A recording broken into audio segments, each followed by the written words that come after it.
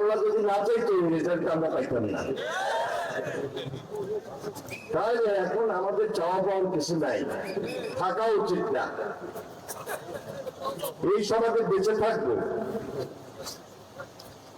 স্বাভাবিক একটা জীবনযাপন করবো, মিলেমিশে থাকবো, এর চেয়ে বেশি কিছু দরকারটা কি? কারণ এখন তো আপনি জেলখানে থাকতে হইতেছে না, এখন আপনি মামলা মোকদ্দমা করতেছেন না, এখন ফ্যাসিস্ট আপনাকে আঘাত করতে পারতেছে না। তাহলে একটা স্বাভাবিক জীবনে থাকার মতো পরিবেশ আল্লাহ আমাদেরকে দিয়েছে, এটা ধরে রাখা গেলে আমাদের সবার এখন দায়িত্ব।